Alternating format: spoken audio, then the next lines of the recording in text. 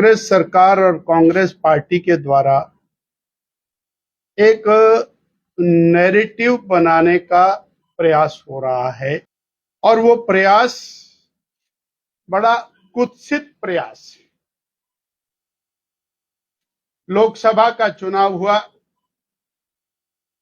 लोकसभा के चुनाव में एक ओर भारतीय जनता पार्टी थी, दूसरी ओर कांग्रेस की पूरी सरकार, सरकारी मशीनरी, माननीय मुख्यमंत्री और पूरी शिद्दत के साथ उन्होंने चुनाव लड़ा। 4 सीटें पार्लियामेंट की, चारों की चारों सीटें कांग्रेस ने हारी और मैं कहूंगा कांग्रेस की सरकार ने हारी। उसके बाद भी वो एक नैरेटिव बनाने का प्रयास कर रहे हैं कि भारतीय जनता पार्टी चुनाव हारी। 68 विधानसभा क्षेत्रों में से 61 विधानसभा क्षेत्रों में कांग्रेस चुनाव हारी।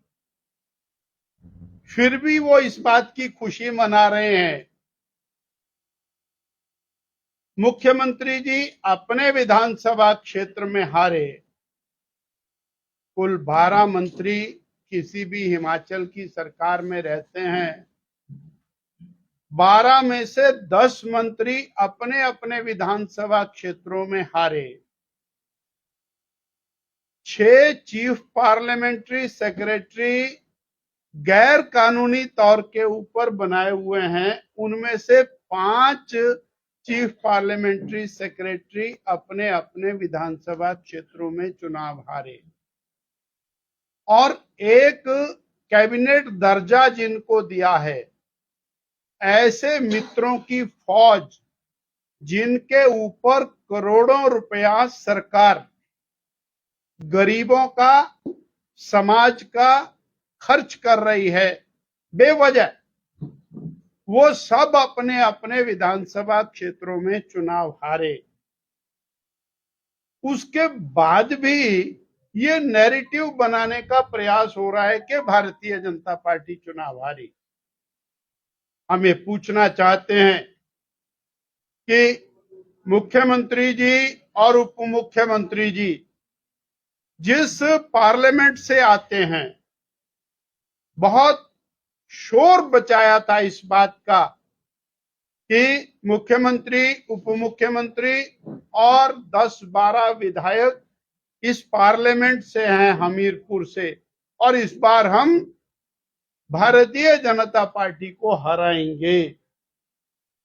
और 2 लाख से ज्यादा वोटों से भारतीय जनता पार्टी जीती और 17 में से 16 विधानसभा क्षेत्रों में श्री अनुराग ठाकुर जी जीते।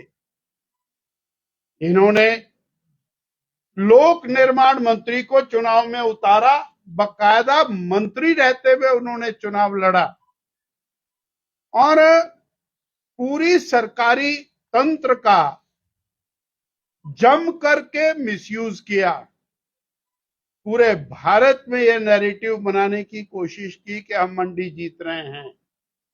वो मंडी भारतीय जनता पार्टी जीती और शिमला को तो ये अपनी जेब में मान करके चलते थे कि शिमला तो कांग्रेस जीतने ही जा रही है।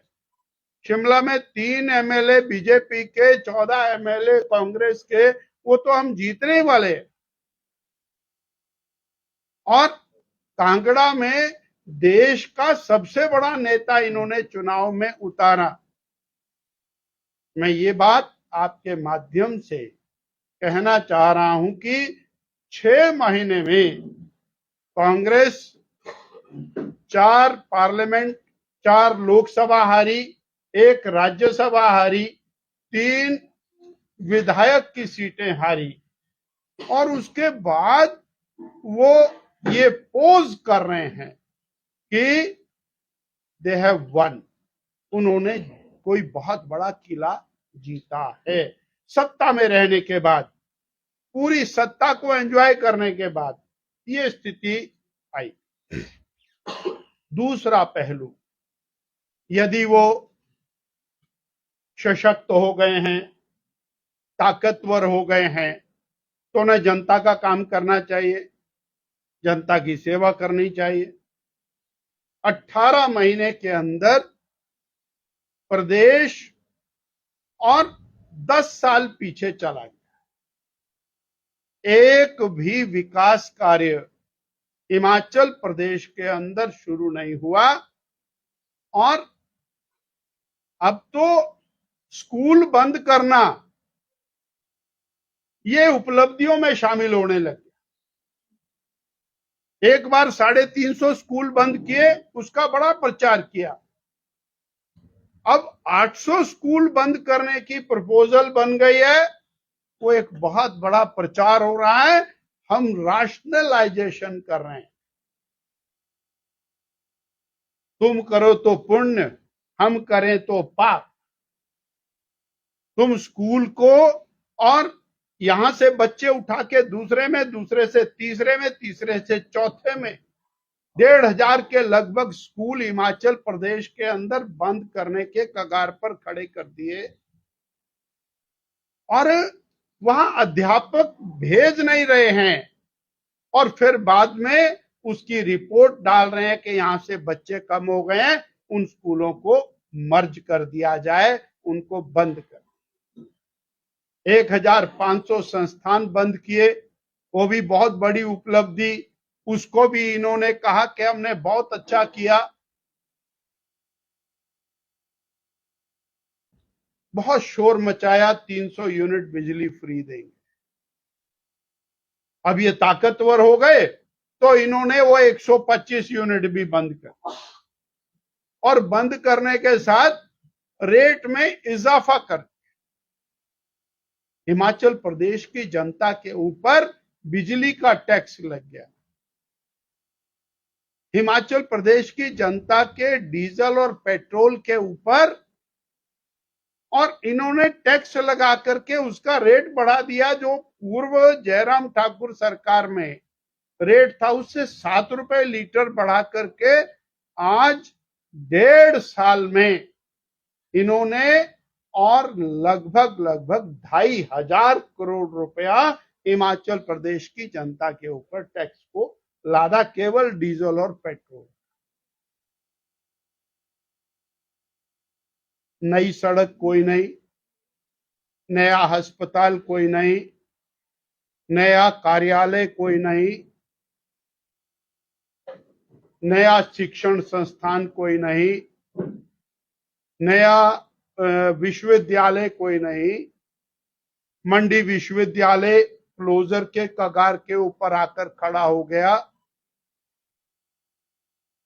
सहारा योजना बंद कर दी।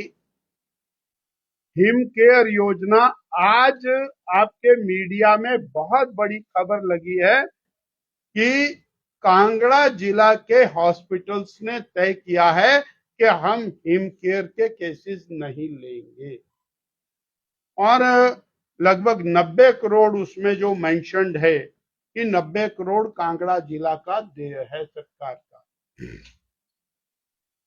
गरीब के लिए हिम केयर, गरीब के लिए आयुष्मान, वो बंद। ये सरकार और हिमाचल प्रदेश के जनता के हितों के ऊपर डाका डाल रही है। केवल चुनिंदा लोगों को लाभ पहुंचाने की दृष्टि से काम हो रहा है और वो जो चुनिंदा लोग हैं वो मित्रों की सरकार, मित्रों के लिए सरकार, मित्रों के द्वारा सरकार और मित्रों की भलाई के लिए सरकार। इतनी बात मुझे आपसे साझा कर। सर, लगातार बयान जो देश वाला और इसके साथ गोपाल कुमार और शांता कुमार जी ने भी आज पार्टी को नसीहत दी, क्या कहना? माननीय शांता कुमार जी हमारे मार्गदर्शक हैं और पार्टी को लगातार हर समय चिंतन करना चाहिए और भारतीय जनता पार्टी एक ओपन माइंड की पार्टी है और चिंतन करते करते आगे बढ़ी है। हम डट के चिंतन करेंगे और कोई पार्टी से बाहर का व्यक्ति यदि पार्टी को नसीहत दे रहा है तो वो ये जरूर बोले कि मेरा पार्टी पर हक नहीं है, पर मैं अपना सुझाव दे रहा हूं। पार्टी को धोखा देकर पार्टी से चुनाव विरोध में लड़के उसके बाद नसीहत दें तो वो जरा अपने गिरेबान में जान।